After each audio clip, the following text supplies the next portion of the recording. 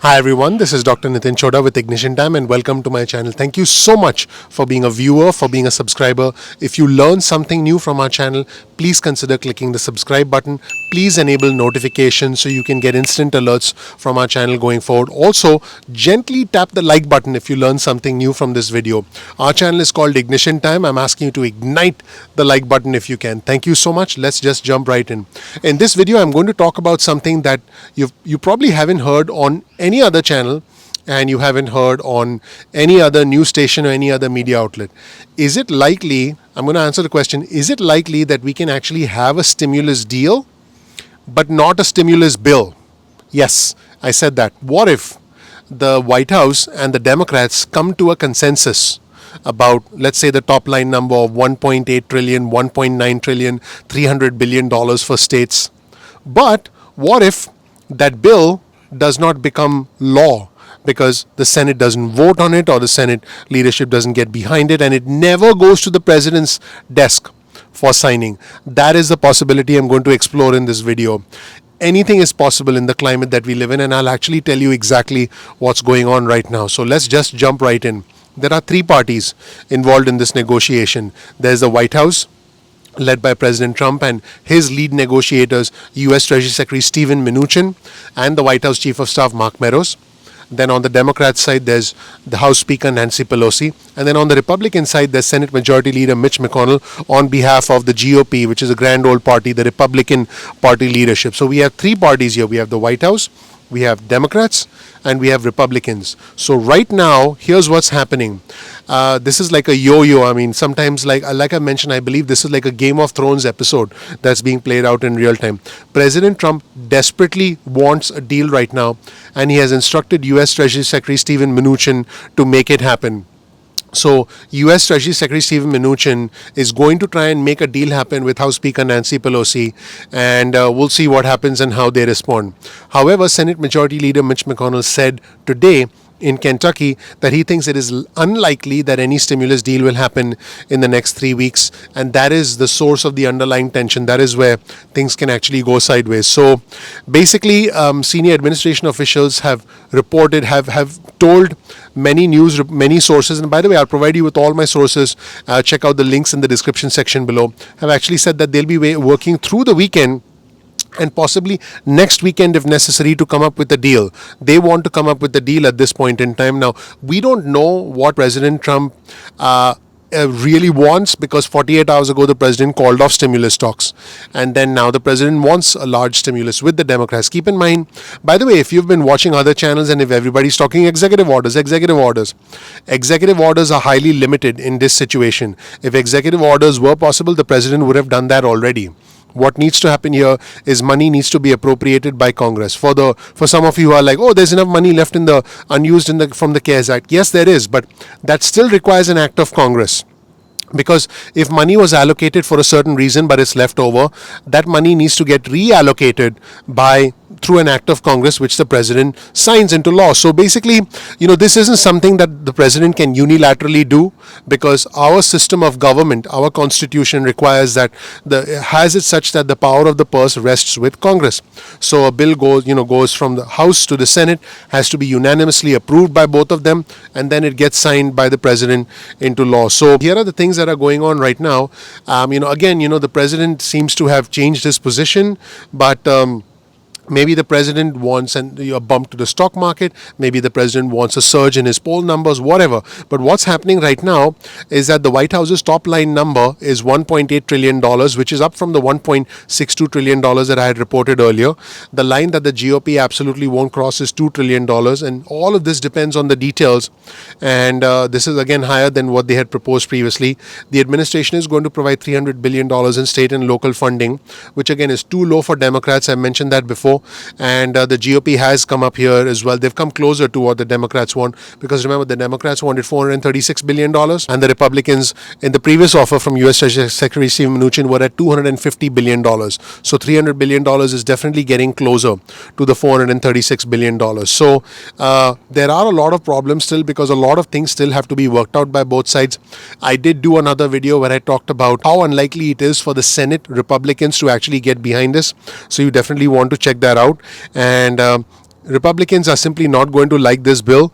It's going to be hard to get through the Senate with many Republican votes, and it could land in the Senate in the next couple of weeks, maybe at the end of this month, on the doorstep of the election. And what are they going to do at that point? Are they going to vote on it? Are they going to ignore it? That is where things stand right now, everybody. Every day that goes by, the clock's ticking. And for us, listen, guys, I know what you're thinking.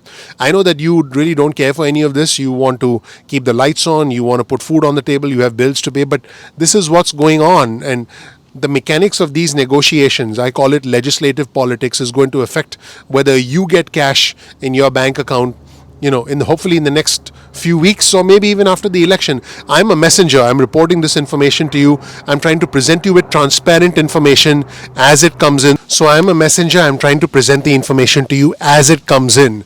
Now, speaking of information, Senate Majority Leader Mitch McConnell said this in Kentucky today. The situation is kind of murky, and I think the murkiness is a result of the proximity to the election and everybody trying to elbow for political advantage. I'd like to see us rise above that like we did back in March and April, but I think that's unlikely in the next 3 weeks. So the Senate Majority Leader Mitch McConnell is not very confident of a stimulus bill and is not very confident of the kind of bipartisanship that we saw back in March and April that led to the passage of the first CARES Act that at that time propped up the economy. The problem is this whole situation has dragged on so long that more stimulus becomes necessary, and now we have an election coming up. We have the confirmation hearing of Judge Amy Coney Barrett coming up. We have the president's diagnosis. We have the president's election efforts. We have so many things going on, and it's just a lot going on right now, which is why the Senate Majority Leader Mitch McConnell does not seem very confident of a stimulus deal in the next 3 weeks. To be honest, this should have been at the top of the agenda. People need to be able to put food on the table. I mean, I understand that the election's coming up, but the election is still a few weeks away at this point in time. We need to be able to eat. We need to be able to keep the lights on. We need to be able to pay rent. These are immediate needs of the American people. I'm on your side. For me, it's not about the red or the blue. It's about the red, white, and blue. I'm not Democrat. I'm not Republican. I'm American. If you're a supporter of the president, that's fine. If you're a supporter of former Vice President Joe Biden, that's fine. You're all welcome here. But I just want to let you know what's going on. And now, so this is the bottom line. The bottom line is that a deal is more likely than ever, but a bill that gets passed into law does not seem very likely at this point in time, given the current political climate. So a deal would mean that U.S. Treasury Secretary Steven Mnuchin on one side and House Speaker Nancy Pelosi on the other come to a consensus. You will see channels across YouTube exploding and saying, you're going to get your stimulus check. Nope. We still need the bill to be drafted. We need it to be passed by the House. We need it to be passed by the Senate, and then the president signs it. Based on the reporting I've given you, it's likely that we get a deal, but not an actual bill that becomes law. And again, at this point in time, a deal may be possible, but an actual law, we are far away from that point, and to be honest, it's not terribly likely pre-election. And, there's another question. Will Senate Majority Leader Mitch McConnell actually essentially support the president's efforts to get a stimulus deal and get a whole bunch of Republican senators to support what may end up happening, which is a deal?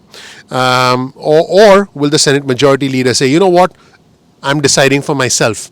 I'm not going to be part of a sinking ship. By the way, the phrase sinking ship was used by Axios, and I'll provide you with that article in the description section below, because there are Republican senators who are essentially speaking out against the president because there are some pretty interesting signs emerging, including Senator Lindsey Graham in South Carolina facing a very tough re-election campaign. So it looks like the tide is turning. The question is, will the Senate leadership, will the Republicans rally behind President Trump, or will Senate Majority Leader hold his own and decide for himself? Keep in mind, any deal that is agreed upon by U.S. Treasury Secretary Steven Mnuchin and House Speaker Nancy Pelosi will have to have 30 Republican yes votes in the Senate are absolutely necessary, and that's where things stand right now. Thank you so much for watching, everybody. My name is Dr. Nitin Chhoda with Ignition Time. If you don't know anything about me, please check out my video. I have the fortune, the honor, the privilege of living the American dream. I want to help you live the American dream in these bizarre, in these unusual times. We release videos at 2 p.m. East Coast time most days of the week. That's 2 p.m. East Coast time most days of the week. Please get your cell phone out, send a text message with the word ignition or with the word time to 70,000. That's 70000. You'll get added to our SMS alerts list. You can also get added to our email list. Go to ignitiontime.com/alerts. That's ignitiontime.com/alerts, and you'll get added to our email list. You can opt out of the SMS list or the email list at any point in time that you want. Another thing you can do is bookmark youtube.com/ignitiontime. That's youtube.com/ignition time. This way you're not dependent on YouTube's notifications, and you can check out our channel at any point in time that you want. You can also follow us on Instagram. Our Instagram handle is ignition_time. You'll get exclusive content on Instagram. And also you can follow us on Twitter. Our Twitter handle is also ignition_time. You'll get real-time news, breaking news alerts from us on Twitter. Once again, thank you so much for watching. We release videos at 2 p.m. East Coast time most days of the week. Please, if you appreciate the effort, please gently tap, ignite the like button. I would really appreciate that. And also, if you learn something new, please subscribe. Please enable notifications so you can get instant alerts from us about future videos.